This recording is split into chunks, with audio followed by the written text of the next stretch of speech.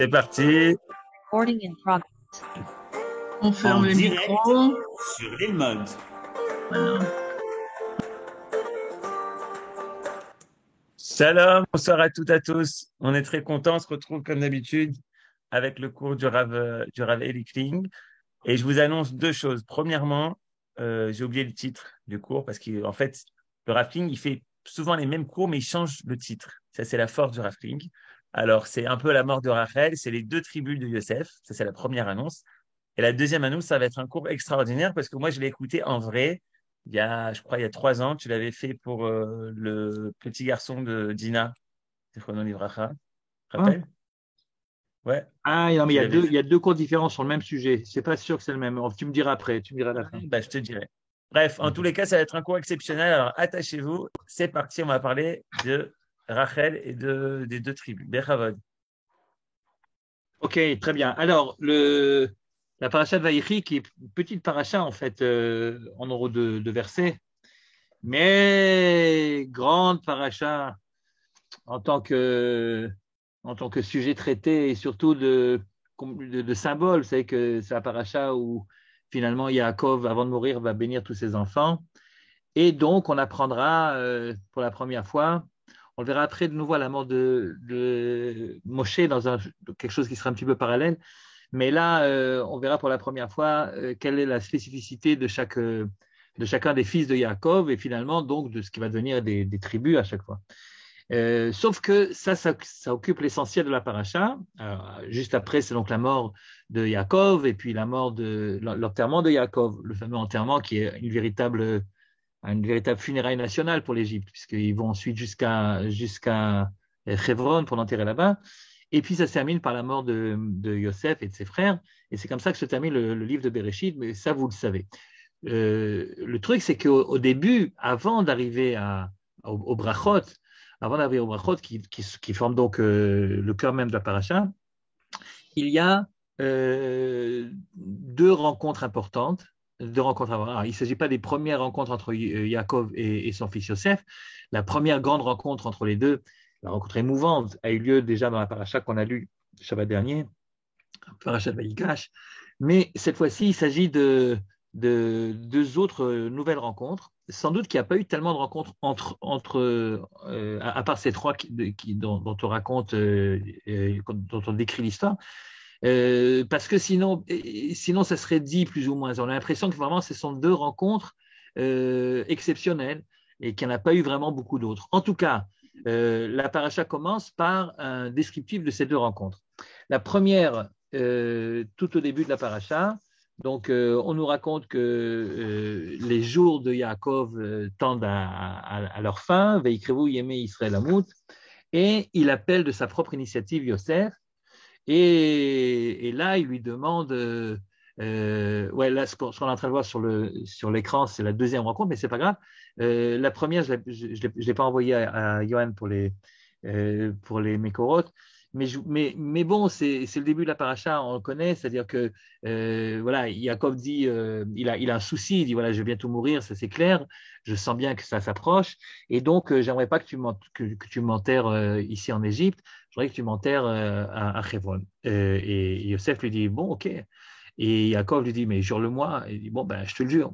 Et en fait, la vérité, le fait que Yosef a juré, ça va aider. C'est pas que Yaakov il a des doutes si Yosef va le faire ou pas. Seulement, il veut lui donner, il a bien raison, il veut lui donner un argument de poids auprès de Pharaon dont il sent bien que ça va pas être simple et il va avoir de la réticence. Et donc, il donne à Yosef un argument en disant Yosef pourra toujours dire à Pharaon, mais j'ai juré. Et puis, bon, la parole donnée à l'époque, chez nous comme chez les Égyptiens, c'était pas n'importe quoi. Et donc, si j'ai juré à mon père, je suis obligé de le tenir. Et c'est en effet ça qui va convaincre Pharaon de laisser Yaakov être enterré donc à Hebron, puisqu'il lui dira explicitement, puisque ton père a juré, alors bon, d'accord. Puisque toi, tu as juré à ton père, alors d'accord. Donc ça, c'est la première rencontre. L'initiative de cette rencontre, c'est Yaakov. Yaakov donc sent qu'il va bientôt mourir et le but de cette rencontre est très précis. Il n'y en a pas deux, il n'y en a qu'un. Et le but, c'est de faire jurer Yosef que Yaakov ne sera pas enterré en Égypte, mais il sera enterré à Hebron, dans la Maratha Marpella, comme prévu de longue date. Bien. Et puis, le temps passe, puisque le passouk, et c'est là que Yohan peut nous donner le texte, et puisque le passouk nous dit, c'est le début du chapitre suivant, chapitre Memchet, et d'ailleurs, pour la première fois dans la paracha, il y a du blanc, c'est que Vaïchi commence, contrairement aux autres parachiotes, sans blanc dans le Sefer Torah, et Vaïchi est collé à la fin de la paracha de Vaïgash, mais là, il y a un blanc entre la fin du chapitre 47 et le début du chapitre 48. Et le chapitre 48 commence par Vaï Achare Advarim Haele. Donc il s'agit d'une autre rencontre, pas de la même rencontre, d'une autre rencontre qui s'est passée quelques mois après, dans la même année, c'est évident, puisqu'on voit bien que Yaakov va de plus en plus mal, c'est-à-dire, et le texte nous dit la chose suivante. Vaï Achare Advarim Haele, Vayomer le Yosef, Hine Avicha Chole, Vaïkach et Shne Banav Imo, et Menashe et Ephraim. C'est-à-dire que cette fois-ci, l'initiative de la rencontre, ce n'est pas Yaakov. L'initiative, c'est les gens bien intentionnés autour de Yaakov qui voient bien que Yaakov va de plus en plus mal. Et donc, ils rappellent Yosef. Donc, je rappelle qu'il y a déjà eu une première rencontre quelques mois avant avec cette histoire de ne m'enterre pas en Égypte. Mais là, c'est une deuxième. Et l'initiative vient des gens qui sont autour de Yaakov et qui disent à Yosef, écoute, ça va mal, retourne voir ton père. Et donc, il revient pour une deuxième fois. Et cette fois-ci, il prend avec lui Ménaché et Ephraim. Ok. On dit donc à Yaakov que Yosef est arrivé, ce qui signifie, puisqu'on est obligé de lui dire qu'il n'avait pas vu tout de suite, et donc évidemment ça décrit la situation physique de Yaakov qui s'est dégradée, donc soit il n'a pas entendu venir, soit il n'a pas vu qu'il est présent, donc on est obligé de lui dire Yosef vient. Alors, en entendant que Yosef est arrivé, Vaïtrazek Israël, Vaïchev Lamita, il retrouve comme des forces et il s'assoit sur son lit. Bien. Vayomer Yaakov el Yosef, et alors il lui dit la chose suivante. Et là, ce discours de Yaakov à Yosef est un discours qui demande explication. Il comprend trois parties distinctes et on a du mal à comprendre l'enchaînement et le rapport entre les différentes parties. Première partie, il rappelle à Yosef un événement auquel il a assisté, Yosef, un événement tragique. Et voilà l'événement. Yaakov Yosef, El Shaddai, Nire Elai Belouz Be'eretz Kenaan. Lorsque j'étais à Louz, alors Louz, nous savons que c'est Bethel, lorsque j'étais à Louz, donc à Bethel, El Shaddai, c'est une manière d'appeler Dieu, El Shaddai, Nire Elai, m'est apparu, Be'eretz Kenaan, Baïvarechoti, il m'a fait une bracha là-bas. Alors, la vérité, c'est qu'au départ, on ne sait pas trop de quel événement il s'agit parce que, figurez-vous, Yaakov est allé deux fois dans sa vie à Bethel. Une fois, il est allé, lorsqu'il a quitté Israël pour aller à Haran, pour aller chez Lavan, et c'est là où il y a eu le fameux rêve, vous savez, avec l'échelle, etc. Et là, en effet, Akadosh Baruch Hu se trouve au-dessus de l'échelle et il lui fait une avtacha, c'est pas vraiment une bracha, mais si, c'est une bracha finalement. Et il lui promet qu'il sera avec lui, qu'il n'abandonnera pas, qu'il reviendra avec lui, etc. Et puis, il est allé une deuxième fois à Bethel. La deuxième fois, c'est dans le chemin inverse, c'est-à-dire au retour de Yaakov, lorsqu'il retourne de chez Lavan pour retourner voir son père à Hebron, eh bien, c'est la paracha de Vaïshlach. Et là, il y a plusieurs étapes, comme vous le savez, dans ce retour. Il ne retourne pas en une seule fois. Et à un moment, une de ces étapes, c'est Bethel, c'est-à-dire là où il avait rêvé à l'époque, sur le chemin aller, eh bien, il retourne sur le chemin retour. Pourquoi ? Parce qu'il avait promis à l'aller, justement, il avait promis que si tout se passe bien, et s'il revient sans dommage, eh bien, il ferait là-bas une tfila et un korban à Bethel, à l'endroit où il avait rêvé à l'époque. Alors, lorsqu'il le rappelle ici, cet événement, il rappelle donc la bracha d'Hachem à Bethel. Est-ce qu'il parle du premier Bethel ou du deuxième Bethel, du Bethel de l'aller ou du Bethel du retour? Eh bien, tout dépend, ça dépend du verset 4, du verset d'Alet. Vayomer Elai, et alors Dieu me dit, Hineni mafrecha vehir beticha, je vais te fructifier et je vais te rendre plus nombreux. Tu seras, je te placerai à la tête d'une multitude finalement de peuples, et je donnerai la terre à ta descendance après toi, achuzat olam, comme propriété éternelle. Achuzat olam. Alors là, il n'y a plus de doute, d'après ce qu'on vient de dire ici, d'ailleurs aussi d'après l'appellation de Dieu au verset Gimel, El Shaddai, il s'agit bien du deuxième Bethel et pas du premier Bethel. C'est en effet dans le deuxième Bethel que Dieu apparaît en tant que El Shaddai et qui lui dit en effet Hineni mafrecha ve'abeticha. En fait, il lui dit pas exactement Hineni mafrecha ve'abeticha, il lui dit un petit peu différemment. Alors, si on regarde le texte là-bas, donc dans Vaïshlach, je vous le dis, dès que je l'aurai retrouvé, dès que je l'aurai retrouvé. Alors, Vayavo Yaakov Louza, Asher, donc je lis le texte de la rencontre à Bethel de Yaakov avec Kadosh Baruch Hu, au moment donc où il revient. Okay, donc il arrive à Louza, il arrive là-bas, il fait donc le fameux Misbéach qu'il avait promis. Et là, voilà ce que Dieu lui dit.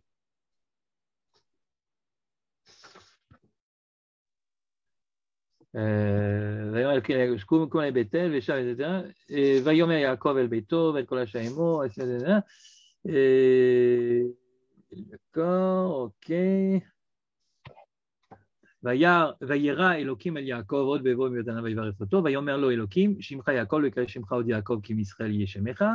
ויאמר לו אלוהים אני אל שדאי. Vous voyez, il s'appelle ici El Shaddai, donc c'est bien le nom que lui donne maintenant ici Yaakov, donc on fait bien allusion à cette rencontre-là, et il lui dit là-bas, pré-urvé, multiplie-toi, goy ukal goyim yeye mimeka, de toi sortira, donc kehal goyim, c'est donc la même expression qu'on retrouve ici, umelachim michalatzecha yetzeu, et des rois sortiront de toi-même, et ensuite, vet haaretz asher Abraham litzrak lecha etnena ulzarecha, et je donnerai également la terre. Donc, c'est bien de ça qu'il s'agit. Alors, ici, quand Yaakov il raconte à Yosef ce qui est arrivé là-bas à Bethel, il déforme un petit peu les paroles, c'est pas exactement du mot à mot, mais enfin, on voit bien que c'est de ça qu'il parle. Il parle de cette fameuse bracha que lui a donnée Hachem à Bethel en lui disant, voilà, tu vas te multiplier, et puis la terre, je te donnerai un héritage. Très bien. Ça, c'est la première partie du discours. Et puis, il y a une deuxième partie du discours qui n'a pas grand-chose à voir avec la première partie. On va la revoir donc si Yohann nous le remet.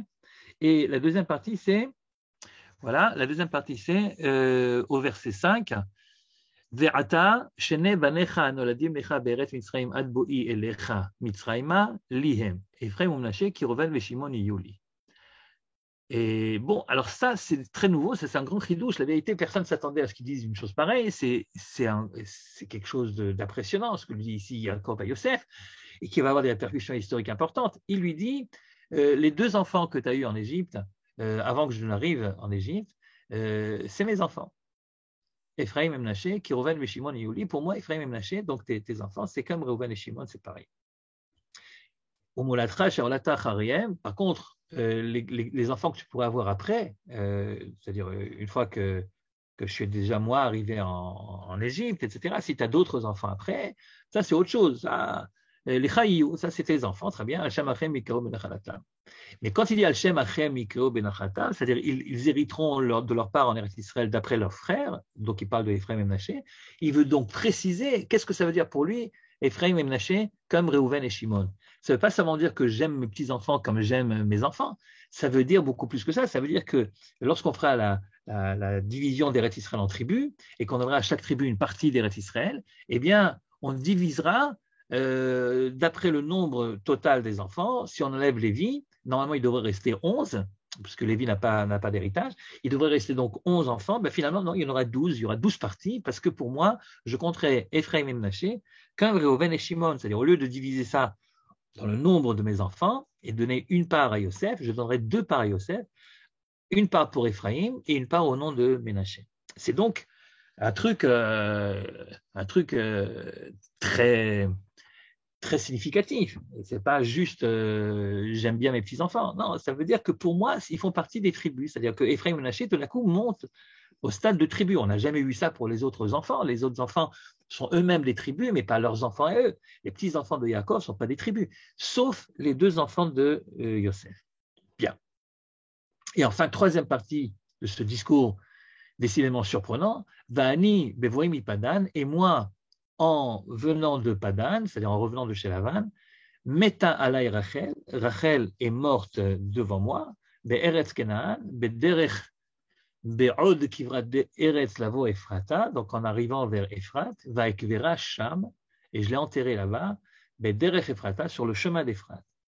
I Bethléem, c'est ce qu'on appelle Bethléem. Donc trois parties. Une première partie qui a un rappel historique, voilà ce que Dieu m'a dit lorsque j'étais à Bethel pour la deuxième fois. Une dernière partie qui est également un rappel historique tragique, puisque c'est la mort de Rachel, la mort de la maman de Yosef. Et Yosef, bien entendu, s'en rappelle. Si vous voyez votre mère mourir devant vous, surtout qu'elle elle est morte en accouchant, donc elle était encore jeune. Bon, évidemment que c'est traumatisant et que tu t'en rappelles tout le temps. Donc, évidemment que Yosef qui était présent se rappelle de ça, et Yaakov donc lui rappelle. Ça, c'est le deuxième rappel historique. Donc, au début, l'histoire de Bethel, et à la fin, l'histoire de Bethléem avec la mort de Rachel. Et puis au milieu, cette annonce faite par Yaakov à Yosef que ses enfants seront considérés pour lui comme des tribus, au même titre que Réhouven et Shimon. Il y a ici un balagan, on ne comprend pas très bien le rapport entre les trois parties de ce discours. On ne comprend pas non plus pourquoi est-ce que tout d'un coup il rappelle la mort de Rachel et puis le rapport avec Ephraim et Manaché. La vérité, c'est que Rachid déjà donne une explication, et c'est la raison pour laquelle tout le monde s'en rappelle, puisque vous savez que quand Rachid donne une explication, elle devient tout de suite très populaire, un peu comme les vidéos de notre ami Johan, vous voyez. Tu peux dire un truc, si ce n'est pas dans la vidéo de Johan, personne n'a capté, mais si ça vient dans la vidéo de Johan, évidemment tout le monde le sait. Et Rachid dit, Vani bevoim ipadan, afalpi sheani matriarch. Donc Rachid se pose la question qu'on vient de se poser, c'est-à-dire pourquoi est-ce que tout d'un coup, parmi toutes les, vous savez, il s'en est passé des choses dans la vie de Yaakov. Il aurait pu lui rappeler plein d'autres événements, plein d'autres péripéties. Non, il lui rappelle la mort de Rachel. Pourquoi il lui rappelle-t-il justement la mort de Rachel? Eh bien, nous dit Rachid, bien que je sais que pour toi, c'est pas évident de me travailler maintenant depuis l'Égypte jusqu'en Canaan, c'est pas évident pour toutes sortes de raisons. D'abord parce que tu vas devoir insister auprès de Pharaon et ça va pas être simple. Et ensuite, parce que le fait même de quitter tout d'un coup l'Égypte et de me faire un enterrement là-bas, ça va pas être une partie de plaisir, ça va être compliqué, il va falloir organiser tout ça, il va y avoir des Égyptiens qui vont vouloir venir, un vrai cortège, et en effet, ça va être raconté ensuite. C'est une grosse histoire, c'est une grosse affaire, c'est pas évident, ça demande une grande organisation. Bien, alors je te demande de me le faire, et tout en te demandant de le faire, je sais bien, je sens bien, je pense au fait que lorsque ta maman est décédée, moi, je n'ai pas fait le trajet que je te demande de faire maintenant. Et pourtant, ça aurait été beaucoup plus facile, parce que évidemment, tout le monde a la carte en tête. Si le fameux Bethléem, c'est le même Bethléem que nous connaissons, si la tombe de Rachel que nous connaissons aujourd'hui, c'est bien la tombe historique de Rachel, alors entre Bethléem et Hebron, et franchement, il n'y a pas tellement de distance, en fait. Entre Jérusalem et Hebron, il n'y a pas plus que 40 kilomètres. Alors, Bethléem et Hebron, une trentaine de kilomètres, quoi. C'est pas l'Égypte et Hebron. Et donc, moi, je te demande de faire un effort surhumain, finalement. Un effort important pour que je sois enterré là-bas. Et moi, je n'ai pas fait ce même effort pour ta maman et je sais bien que c'est ça que tu penses. Tu ne me le dis pas parce que tu es poli, parce que tu m'aimes bien, parce que tu me respectes, mais je sais que c'est à ça que tu penses. Puisque ta mère est morte à côté de Bethléem, mais je l'ai enterrée là-bas. Et je ne l'ai même pas amené à Philo les Bethléem, l'Achnissa la'aretz, et je sais très bien que tu m'en veux à cause de ça. Je sais que tu m'en veux à cause de ça. Autrement dit, d'après Rachid, la raison pour laquelle il rappelle l'événement de la mort de Rachel, c'est une manière pour lui de s'excuser. C'est-à-dire qu'en disant Métal et Rachel, il voulait dire, sans doute, il voulait lui dire je ne pouvais pas faire autrement, qu'est-ce que tu voulais de moi, etc. Mais je te dis je ne pouvais pas faire autrement, je rappelle l'événement parce que dans le même temps, je te demande de m'enterrer à Hebron. Voilà ce que dit Rachid. Très bizarre ce que dit Rachid. Très bizarre. C'est bizarre parce que ce n'est pas au même moment que Yaakov annonce à Yosef et le fait jurer de l'enterrer à Hebron. Comme on vient de le dire, il y a eu deux pgishot, il y a eu deux rencontres. La première rencontre du début de la paracha de Vaïchi, où là, à l'initiative de Yaakov, cette rencontre a lieu et Yaakov demande à être enterré à Hebron. Point final. Et là-bas, dans cette première rencontre, il ne rappelle pas le souvenir de Rachel qui est morte à Bethléem, pas du tout. C'est seulement Achar Advarim Ha'ele, c'est seulement une fois que Yosef était rentré chez lui, que le temps a passé, on ne sait pas exactement combien de temps, mais on imagine quelques mois. Et à ce moment-là, l'état de Yaakov se détériore et Yosef vient une deuxième fois, mais cette fois-ci, il n'est pas question, dans cette deuxième rencontre, il n'est pas du tout question de revenir sur l'idée que je dois être enterré à Hebron. Pas du tout, là-bas on parle d'autre chose. Et donc, si Rachi a raison, c'est-à-dire que si la mention de la mort de Rachel est liée au fait que Yaakov a demandé à Yosef de l'enterrer à Hebron, il aurait dû mentionner la mort de Rachel à la première rencontre, pas à la deuxième. Alors c'est vrai que quand on lit la paracha, on a l'impression que c'est pratiquement simultané, mais parce qu'on lit la paracha, on appelle même le même Cohen qui lit en fait les deux rencontres. Mais enfin, en regardant de plus près, on s'aperçoit bien que c'est deux rencontres différentes. Alors à moins de dire que Jacob, il a l'esprit d'escalier, comme on dit, vous savez, l'esprit d'escalier, quand tu descends l'escalier, tu te rappelles de ce que tu aurais dû dire quand tu étais encore là-bas, ce qui serait quand même un petit peu bizarre. Sinon, l'explication de Rachi, disons, elle est problématique, quoi. Elle n'est pas évidente. Alors, comment comprendre? Comment comprendre, un, la mention tout d'un coup de la mort de Rachel, qu'est-ce qu'elle vient faire ici? Et deux, et c'est surtout ça la grande question, le rapport logique qu'il y aurait entre les trois parties du discours de Yaakov, c'est-à-dire le rappel de ce qui s'est passé à Bethel, le fait que l'annonce que Ephraim et Mnaché, c'est comme Shimon et Lévi, et ensuite le rappel de la mort de Rachel. Ça semble un petit peu brouillon tout ça, et on aimerait bien y comprendre davantage de quoi il s'agit. Pour ça, on n'a pas le choix, il faut retourner à Bethléem. Il faut retourner au moment de la mort de Rachel et voir comment Yaakov réagit à ce traumatisme énorme, sans doute un des moments les plus douloureux de son existence, si ce n'est pas le plus douloureux. Bon, c'est vrai qu'il y a encore eu l'histoire de Yosef ensuite qu'il a cru décéder, mais vous pensez bien, Rachel. Rachel, c'est quand même la femme de Yaakov, celle qu'il a toujours aimée, celle qu'il a aimée dès le premier regard, enfin un vrai coup de foudre. Et ensuite, il y a eu tellement de problèmes, il a été obligé d'épouser Léa à sa place, etc. Puis Rachel, elle était à Akara, elle n'avait pas d'enfant. Et puis finalement, Yosef naît.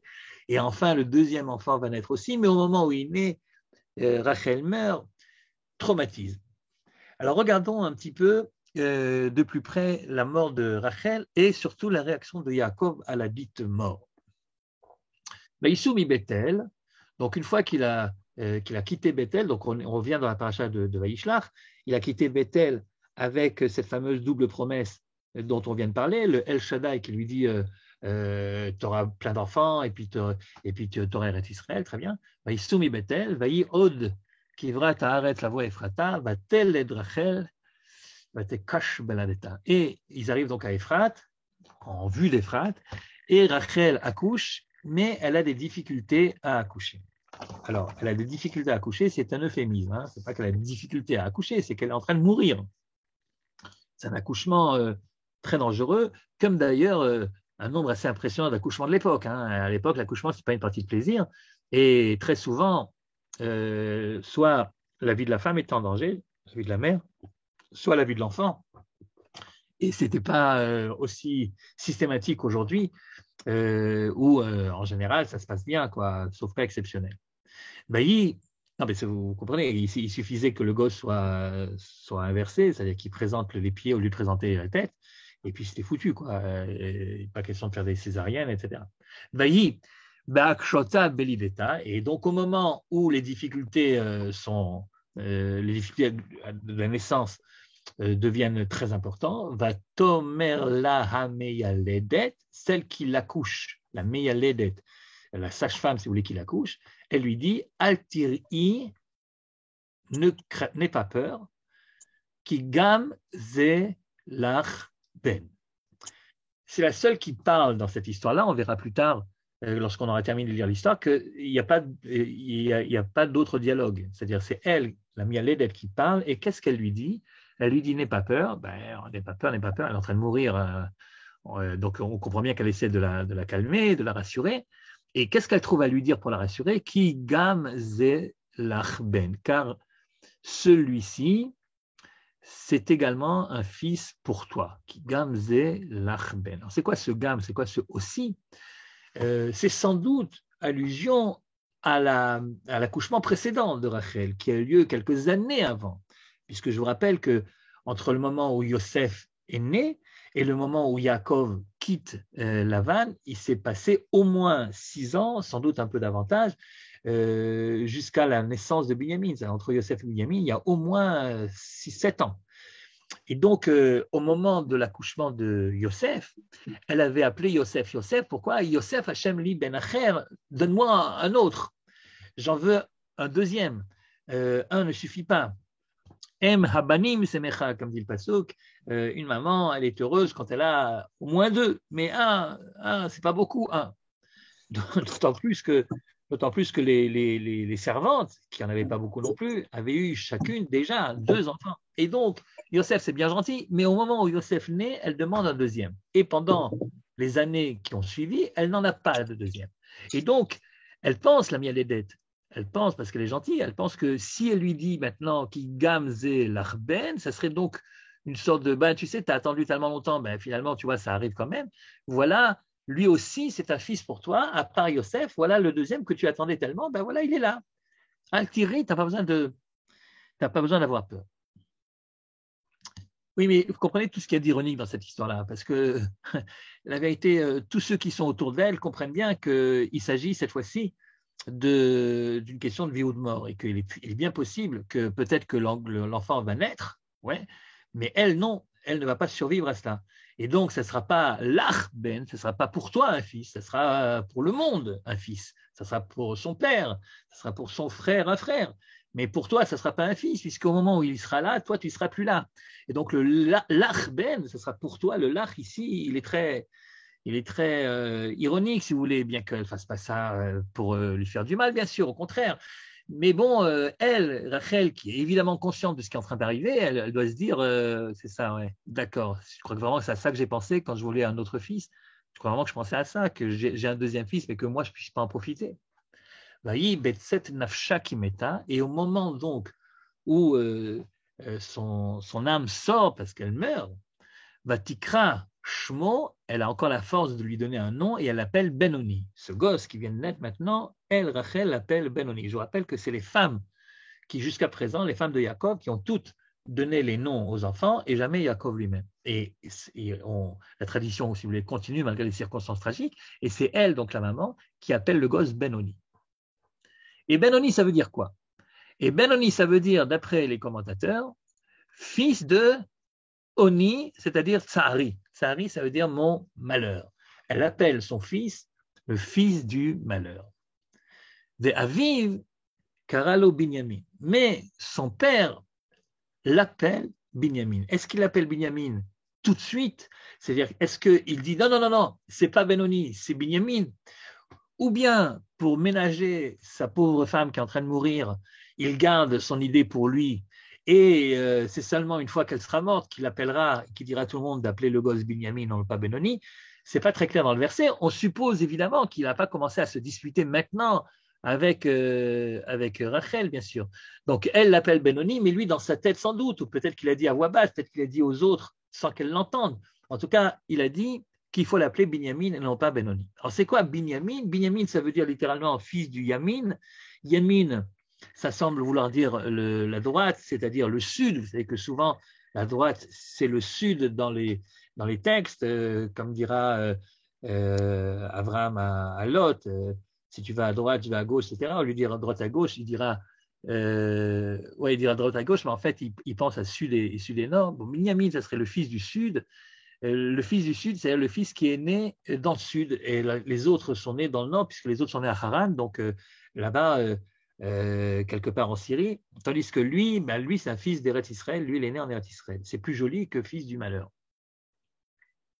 On peut comprendre pourquoi Jacob a changé son nom en Binyamin. Pensez bien, imaginez qu'il l'appelle Benoni, comme Rachel voulait. Benoni, fils de mon malheur, ça veut dire que ce gosse portera à vie, dans son propre nom, le souvenir du décès de sa mère au moment de sa naissance. Déjà comme ça ne doit pas être facile pour lui, que chaque fois qu'on lui célèbre son anniversaire, c'est en même temps l'ascara de sa mère, quoi. On lui apporte une bougie, et il doit souffler la bougie. Hein. On ne sait plus trop si la bougie en question, c'est la bougie de son anniversaire ou la bougie de l'ascara qu'on a allumé pour le souvenir de sa mère. Donc c'est très compliqué cette histoire-là. Pour un gosse qui naît au moment où sa mère meurt, évidemment, c'est très compliqué à porter. Alors si en plus de ça, on doit l'appeler Benoni, fils du malheur, pensez bien. Donc, on revient sur les Mékorot, tu peux nous ramener les Mékorot. Donc, il appelle donc Binyamin, Vatamot Rachel, et Rachel meurt cette fois-ci complètement. Vatikaver Bederech Efratahi Betlachem, et elle est enterrée là-bas, sur le chemin.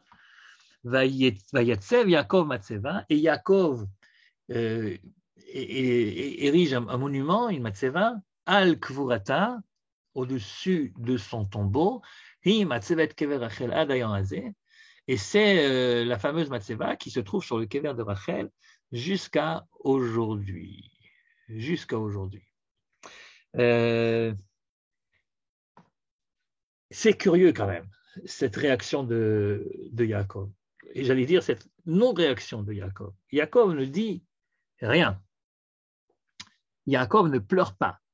Yaakov ne déchire pas ses vêtements. Est-ce que ça veut dire que Yaakov, il est d'un naturel pudique et il n'extériorise pas en général ses sentiments?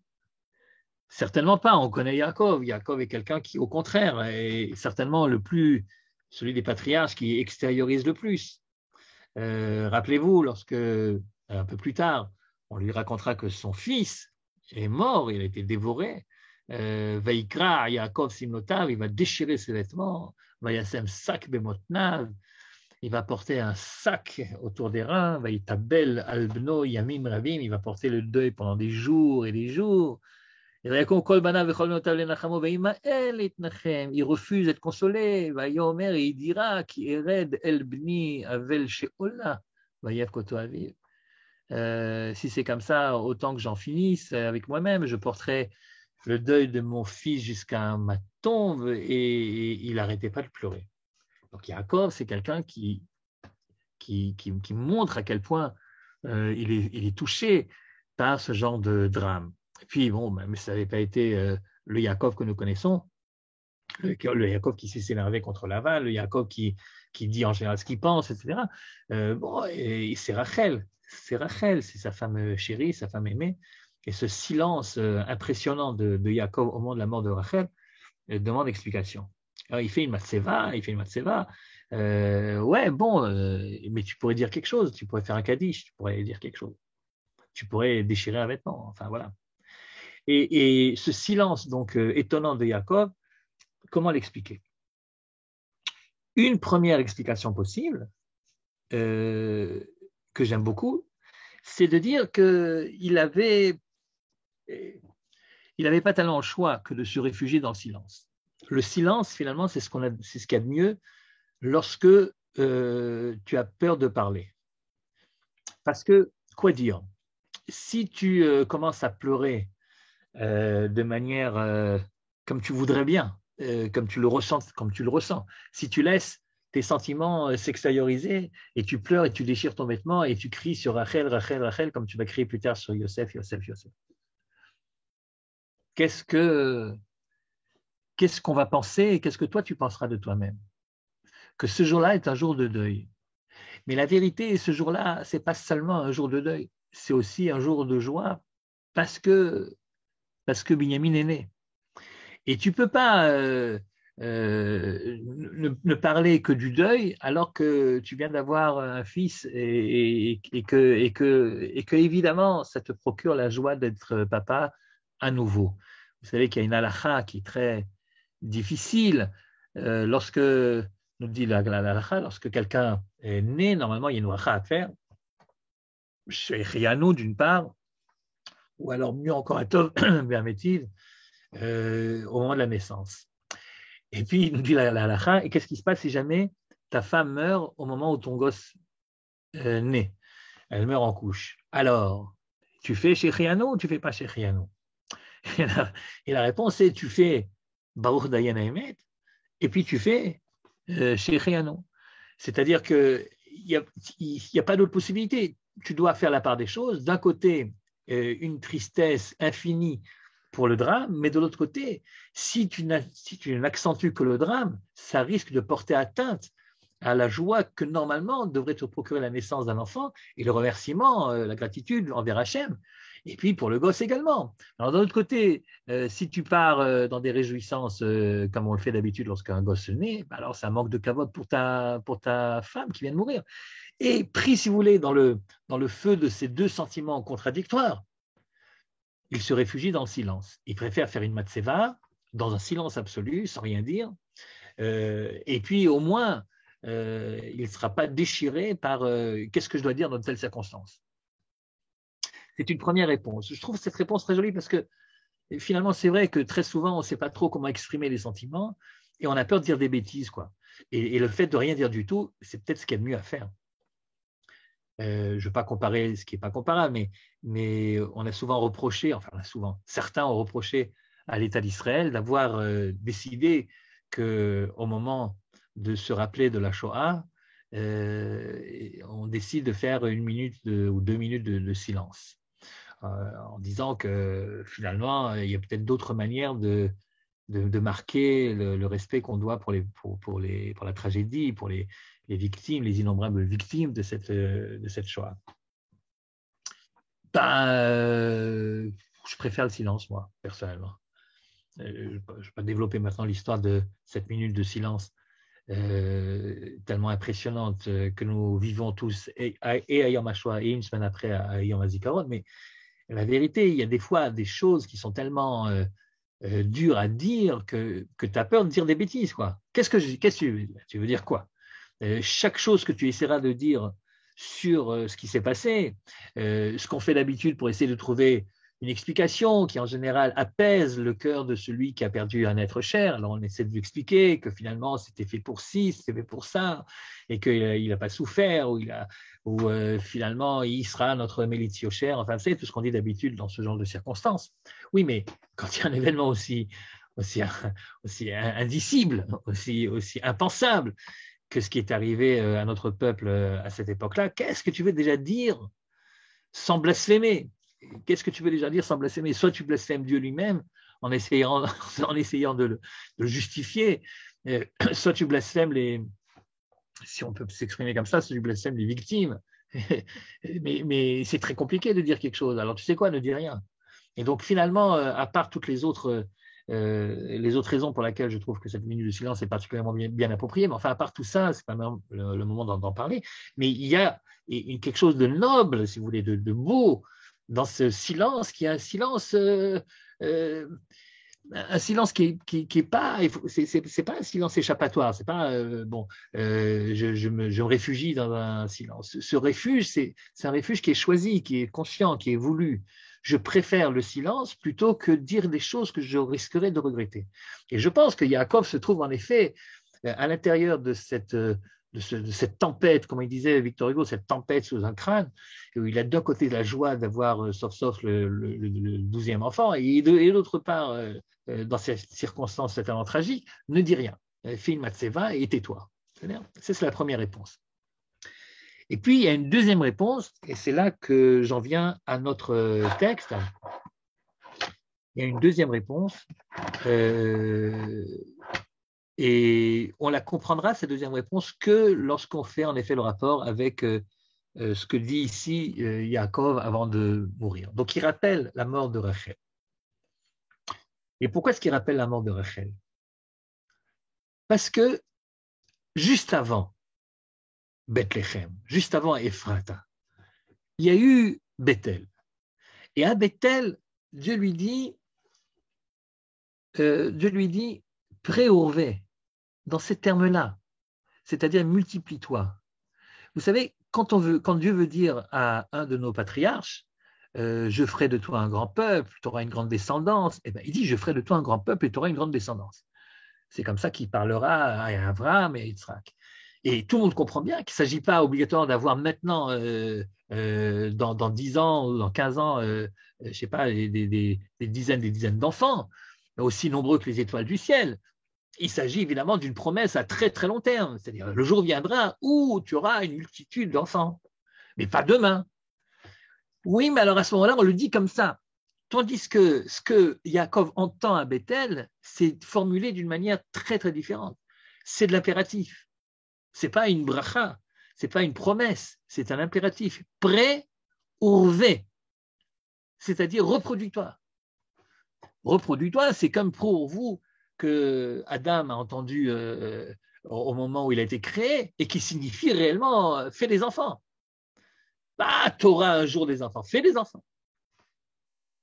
Et en entendant ça, Yaakov comprend qu'il a encore, lui, Yaakov, pas Yaakov, Israël, le peuple, Yaakov, l'individu, Yaakov, il a encore donc des enfants à avoir. Il n'a pas encore terminé le nombre d'enfants c'est déjà une famille nombreuse, on comprend bien, mais enfin, il a 4 femmes.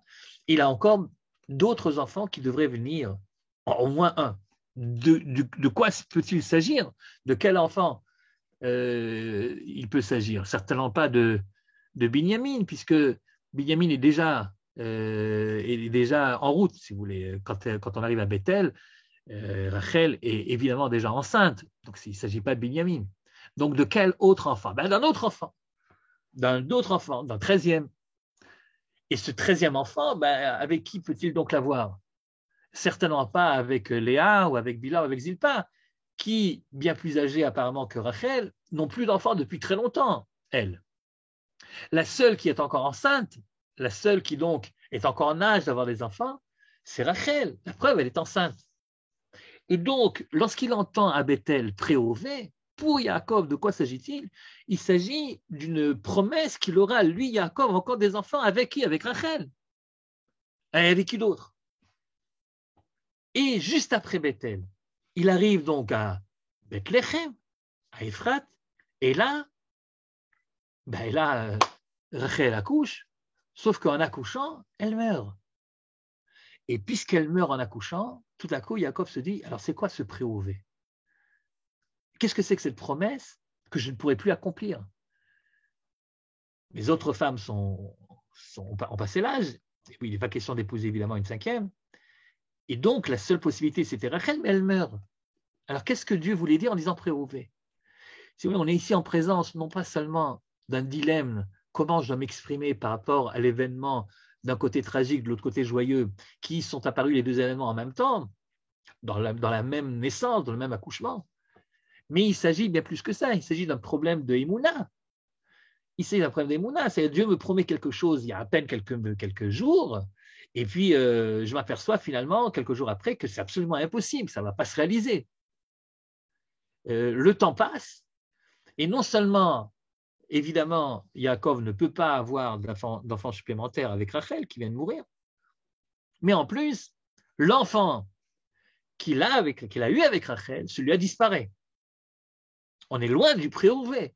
Alors non seulement il n'y a pas un enfant en plus, mais il y a un enfant en moins. Et vous comprenez à quel point, évidemment, Yaakov prend ça comme à quel point il s'accroche à Binyamin, le dernier de Rachel qui lui reste encore. Et évidemment que lorsqu'il s'agit de donner Binyamin et de le laisser partir, il n'en est pas question, il n'en est pas question. Je devais avoir 13 enfants, j'en ai même plus 12, et puis Shimon est parvenu. Mais alors, qu'est-ce qui se passe? Et c'est dans cet état d'esprit de problème de Emouna évident que Yaakov nous enseigne la grande leçon. Comment est-ce qu'un juif doit réagir lorsqu'il est face à une contradiction entre sa Emouna et la réalité, la promesse divine et ce qui en fait est en train de lui tomber sur la tête, quoi. Comment est-ce qu'un juif réagit? Dans le silence. Dans un silence qui veut dire à la fois je ne comprends pas et je ne prétends pas comprendre, mais qui dans le même temps signifie également j'ai confiance qu'un jour, peut-être, je comprendrai. Je ne sais pas quand, je ne sais pas comment, je ne sais pas par quel chemin, La réalité me semble complètement impossible, mais qui suis-je pour comprendre? Alors, je ne sais pas si Johan peut nous amener l'autre Makor, qui est celui d'un des commentateurs qui rajoute simplement un petit mot au discours de Yaakov, un petit mot qui va en fait éclairer tout le passage. C'est quel commentateur? Alors, montre-moi, je te dirai. Rashbam? Ouais, Rashi? Rashbam.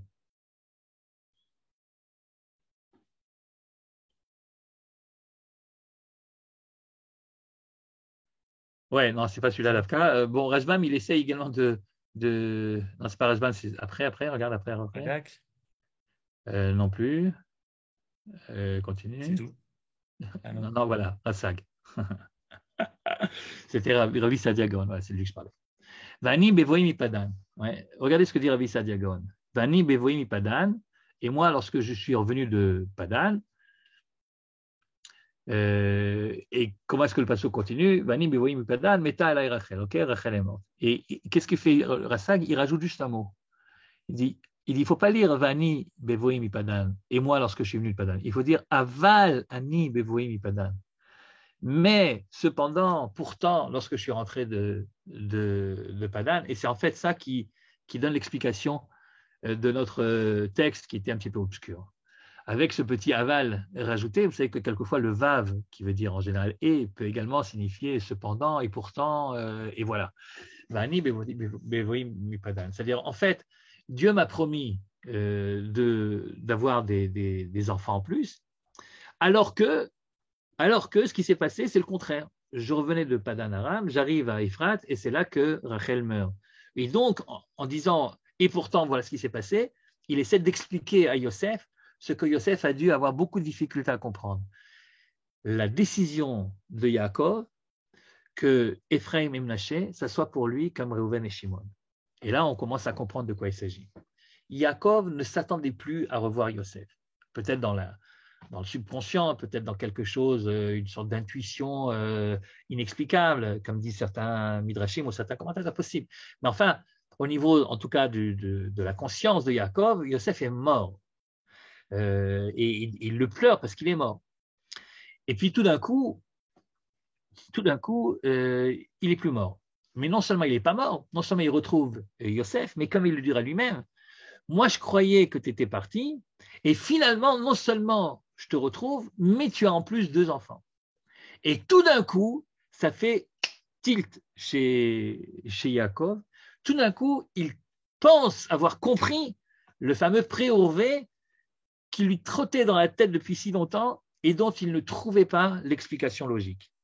Le préorvé, ça ne veut pas dire qu'il aura lui-même des enfants, puisque ça c'est impossible, il a mal compris, mais ça veut dire qu'il aura des enfants par l'intermédiaire de celui qu'il croyait perdu, et tout d'un coup, il le retrouve. Il le retrouve non pas lui tout seul, mais il le retrouve avec Ephraim et Menaché. Et alors il décide que Ephraim et Menaché, ça soit vraiment pour lui comme des enfants retrouvés, des enfants qu'il n'espérait plus. Et donc, pour moi, Ephraim et Menaché, c'est comme Reuven et Shimon. Et c'est pour ça qu'il continue en lui disant, tu sais quoi, je parle que de Ephraim et Menaché, attention, les autres enfants que tu auras de manière naturelle maintenant, alors que je sais très bien que tu es vivant et que tu as une femme et que tu auras sans doute peut-être des enfants, cela non, ça n'a rien à voir, Mais Ephraim et Menaché, qui sont pour moi des miracles vivants, des gens qui je pensais certainement pas pouvoir les rencontrer un jour, des petits-enfants qui n'auraient même pas dû être des enfants, puisque toi, tu étais censé mourir avant de pouvoir te marier, à l'âge de 17 ans, eh bien, pour moi, ces enfants qui sont nés sans que je le sache, même si c'est biologiquement des petits-enfants, pour moi, c'est comme si c'était mes enfants. Et c'est comme ça qu'il faut comprendre le discours de Yaakov. Il commence par dire, sache, mon cher Yosef, que lorsque je suis arrivé à Bethel, Akadosh Baruch Hu m'a dit, tu auras d'autres enfants. Et moi, je n'ai pas compris. Et moi, j'étais dans une crise énorme de Emouna. Mais je me suis tu, parce que je me suis dit, peut-être que je comprendrai un jour.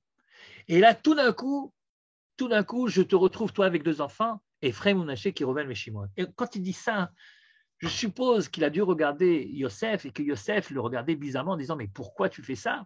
Parce que Yosef n'avait pas compris le rapport entre la promesse faite à Bethel et le fait que tout d'un coup, ils doivent hériter Ephraim et Manaché comme Reuven et Shimon. Et alors, quel rapport? Il n'avait pas compris quelle était la grande angoisse de foi qui traversait Yaakov depuis qu'il avait entendu Préové. Et c'est pour ça que Yaakov est obligé, à la fin, en troisième partie, de mettre les points sur les i et de dire à Yosef, ah, je vois que tu ne comprends pas, mais écoute, je t'explique. Quand il m'a dit Préové, j'étais sûr que ça serait à partir de Rachel, bien sûr. Mais voilà que Rachel est morte en chemin et que j'étais obligé de l'enterrer en chemin. Il ne lui dit pas ça du tout à cause du fait que lui, il va être enterré à Hebron, comme je le dis Rachid, sinon il aurait dû dire ça bien avant. Mais il dit, voilà, tu sais, quand Rachel est morte, c'est là que j'ai commencé à me dire, mais alors qu'est-ce qui se passe ici? Mais je n'ai jamais remis en question finalement la promesse d'Hachem. Parce que qui suis-je, moi, pour remettre en question la promesse d'Hachem? Et maintenant que j'ai vu ce que j'ai vu, maintenant j'ai compris, et les morceaux du puzzle se sont reconstitués dans ma tête, et c'est la raison pour laquelle Ephraim Naché, qui reviennent vers Shimon. Certains disent, en lisant cette explication, certains disent que ça semble très curieux parce que c'est des petits-enfants, ce n'est pas des enfants. Et quand Dieu lui dit préové, s'il avait vraiment compris comme il a compris au sens littéral, donc c'est lui qui devrait avoir des enfants, il n'en a toujours pas des enfants supplémentaires. Oui, mais c'est pas comprendre la psychologie de l'homme, du Ish Haïmouna qui est Yaakov. C'est pas comprendre la psychologie de celui qui vit pendant si longtemps avec ce conflit entre ce que Dieu a promis et la réalité qui l'entoure, et tout d'un coup, semble avoir compris quelle était la raison profonde du préové ou l'explication, la signification profonde du préové. Si vous voulez, peut-être que extérieurement, objectivement, si tu n'es pas Yaakov toi-même, tu te dis, mais enfin, quel rapport? C'est pas son gosse, c'est son petit enfant. Oui, peut-être de l'extérieur, ça ne te semble pas cohérent. Mais si tu le vis comme Yaakov l'a vécu, tu ne peux pas ne pas dire, mais c'est ça.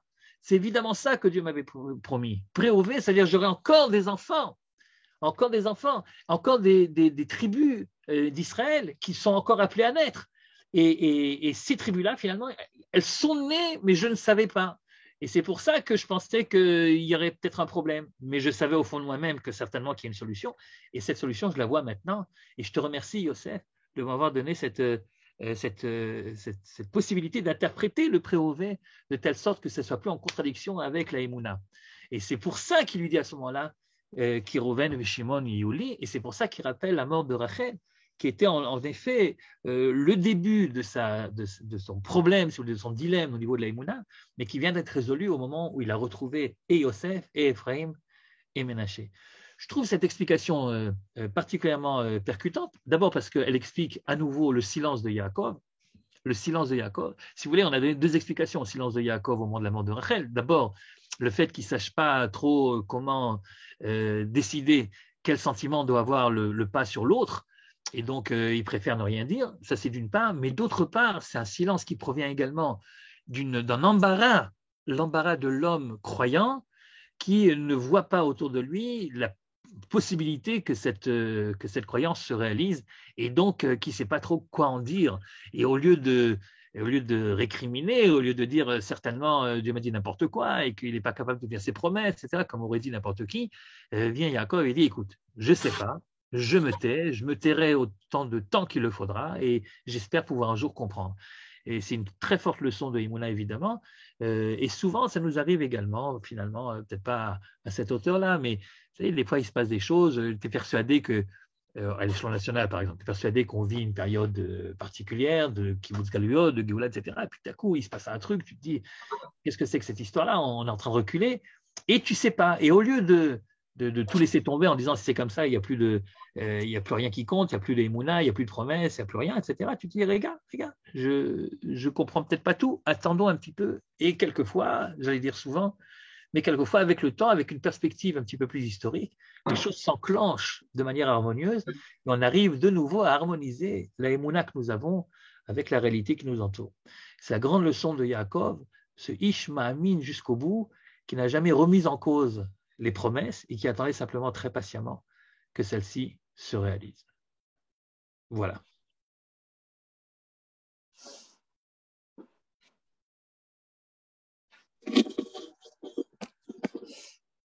Toda Rabba. Merci beaucoup, Patrick.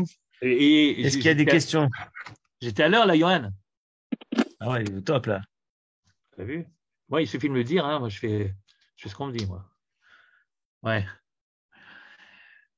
Voilà, voilà. Ben, s'il n'y a pas de questions, c'est pas grave, au contraire, tout va bien. Non, non.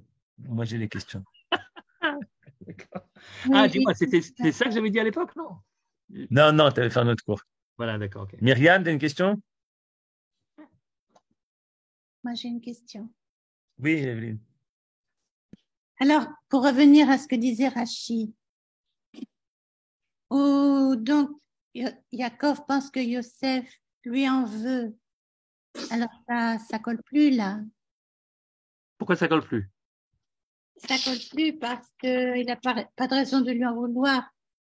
Puis il va nommer ses deux enfants comme les Les tribus. non, comme venant de Rachel, c'est-à-dire. Hmm. Donc, il n'y a rien de négatif, quoi. Bah, rien de négatif, n'exagérons pas. Il y a, Ah. il y a au niveau, on va dire, naturel, au niveau Non, physique. au niveau de l'en vouloir, de vouloir à son père. Oui, mais Il y a quelque chose qui me... non, c'est clair que l'explication que nous venons de donner, c'est pas celle de Rachid, puisque sinon Rachid l'aurait dit. Oui. Rachid, non, ça je suis d'accord avec vous. C'est-à-dire Rachid, quand il dit Oui. la mention de la mort de Rachel, c'est parce que Oui. il a rappelé l'histoire de Hebron. Évidemment, Oui. c'est une autre manière de lire les versets. Ça, je suis d'accord avec vous.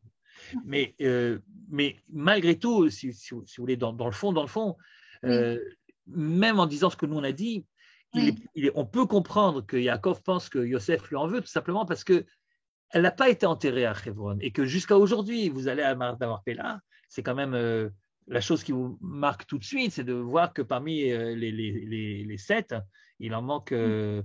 Il en manque une et c'est tellement visible que tu ne peux pas ne pas te dire, mais enfin, tu peux en tout cas ne pas te poser la question.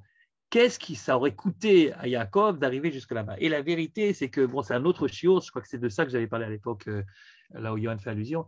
Il y a un problème là-bas qui est un problème de corps qui vient de décéder. Et à l'époque, on n'a pas les moyens de préserver les corps en état jusqu'à les amener à une sépulture qui soit une sépulture digne de ce nom. C'est pour ça que quand vous baladez sur les routes d'Eretz Israël, vous avez deux sortes de sépultures. Vous avez les sépultures qui sont en général des caveaux de famille où les choses se font de manière ordonnée. On voit bien que les gens ont pris le temps d'enterrer les morts de manière mechoubad, de manière digne. Et puis vous avez plein d'autres tombeaux qui sont sur les routes. Tu pars tout d'un coup, tu dis, tiens, surtout dans le Gali, tu vois, tiens, ça c'est le tombeau, il y a une petite affiche, il y a une petite pancarte, ça c'est le tombeau d'un tel, c'est le tombeau d'un tel. Bon, je ne sais pas très bien comment est-ce qu'on a reconnu qui est enterré où, ça c'est un autre problème. Mais en tout cas, le fait qu'il y a des tombes sur les routes, c'est parce que les gens ne meurent pas tous dans leur lit. Et les gens ne meurent pas tous au moment où ils doivent mourir. Et quand tu ne meurs pas là-bas, eh ben, il n'y a pas la possibilité technique de faire des grands voyages. L'Égypte, c'est différent. L'Égypte, comme nous le savons, ils avaient une technique pour préserver. Etc. Ouais. Ils momifiaient. Donc là, c'est autre chose. C'est un petit peu la chambre froide d'aujourd'hui. Donc ils avaient la possibilité finalement que le corps reste entier jusqu'au moment où on l'amène dans une sépulture digne de ce nom. Et on pouvait même faire le voyage de l'Égypte jusqu'à Hebron. Chose qu'évidemment, Jacob ne pouvait pas faire, même pour une petite distance. C'était absolument impossible. D'autant plus que je vous rappelle, je ne vais pas être trop rentré dans le détail, mais c'est pas simple qu'elle est morte. Elle est morte en accouchant, donc il y a une plaie béante, vous voyez, donc c'est très compliqué. C'est-à-dire, il y a ici une histoire de kavod à mettre, et c'est ça que Rachid veut dire. Rachid veut dire que Jacob explique à Yosef que décidément, il n'avait pas le choix. C'est pas qu'il voulait pas, mais il pouvait pas faire autrement. Voilà. Ok, d'accord.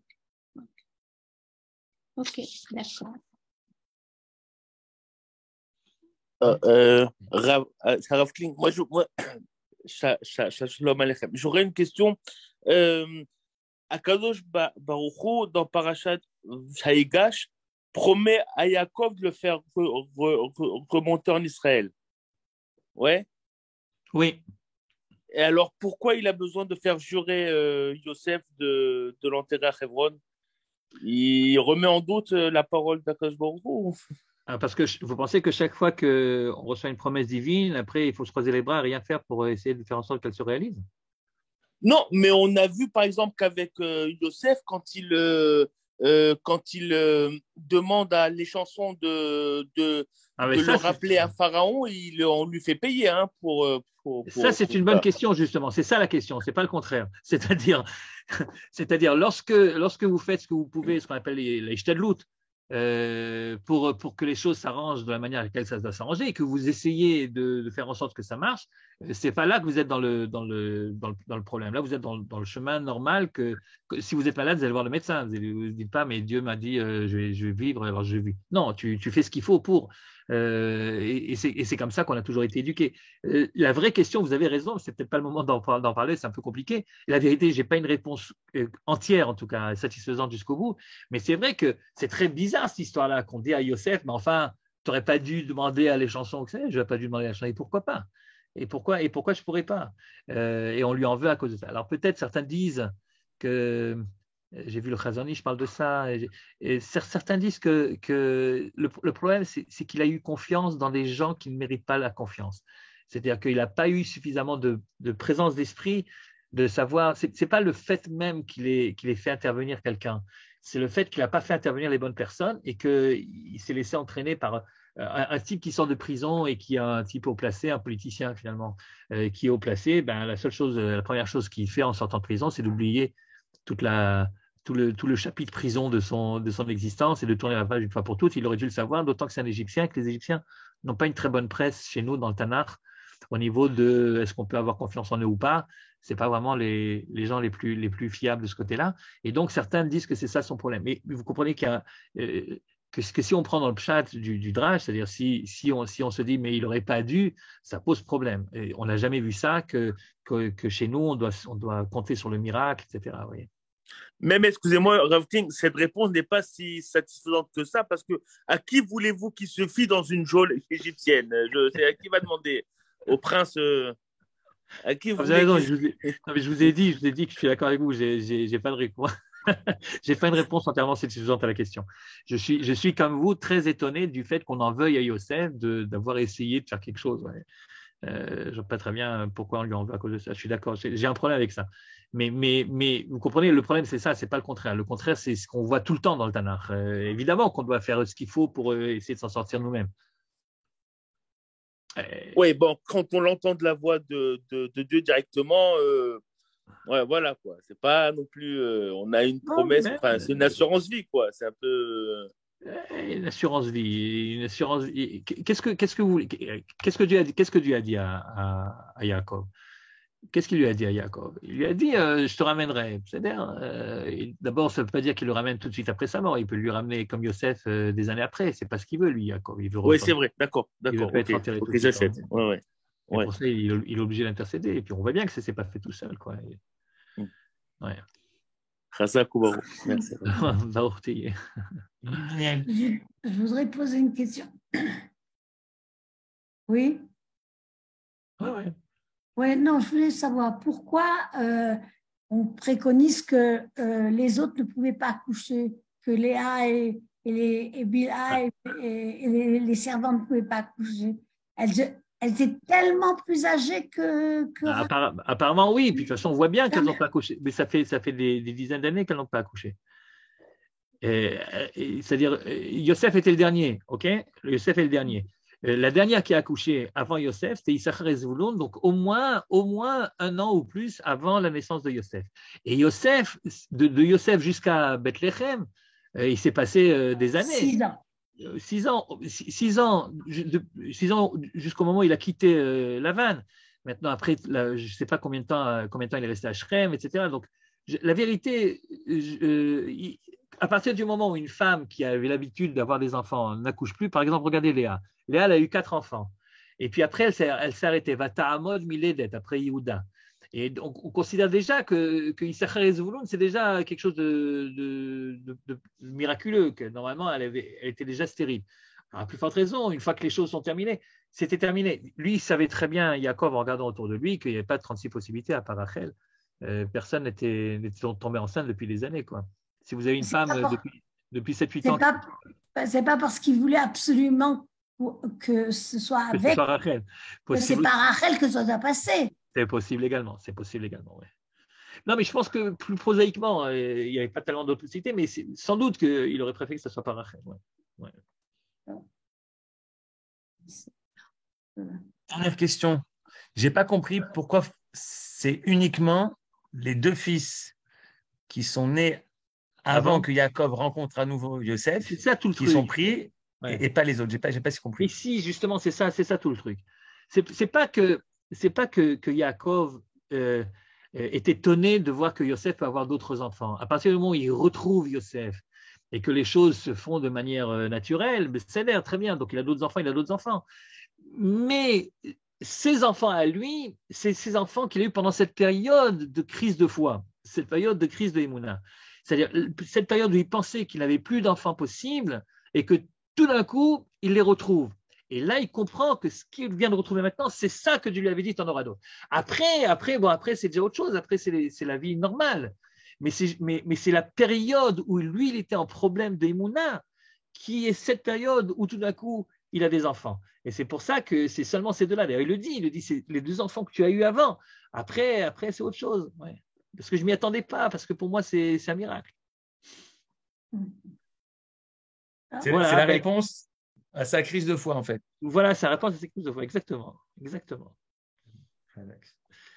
Très bien. Eh bien, écoutez, merci beaucoup de votre attention.